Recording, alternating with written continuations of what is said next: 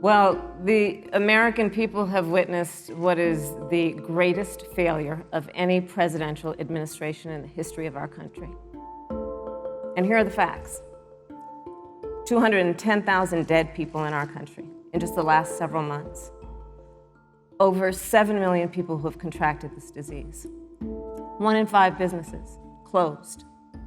We're looking at frontline workers who have been treated like sacrificial workers.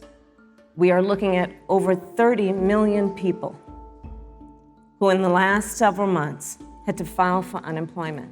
They didn't tell you. Can you imagine if you knew on January 28th, as opposed to March 13th, what they knew, what you might have done to prepare? The reality is, when you look at the Biden plan, it reads an awful lot like what President Trump and I and our task force have been doing every step of the way. I mean, quite frankly, when I look at their plan that talks about advancing testing, creating new PPE, developing a vaccine, it looks a little bit like plagiarism, which is something Joe Biden knows a little bit about.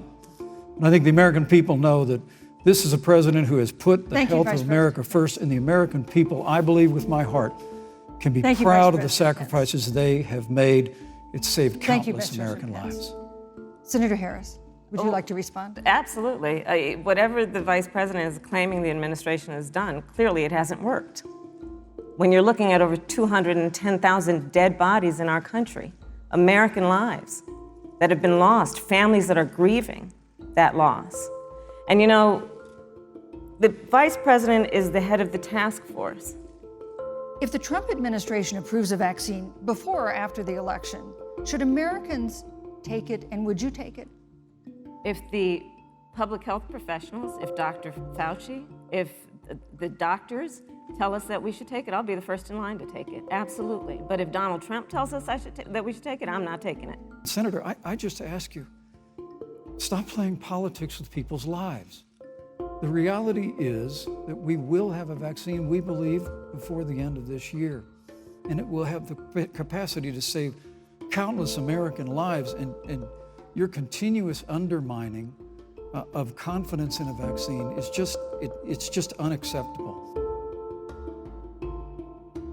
Well, I mean, I thought we saw enough of it in last week's debate, but I think this is supposed to be a debate based on fact and truth. And the truth and the fact is, Joe Biden has been very clear.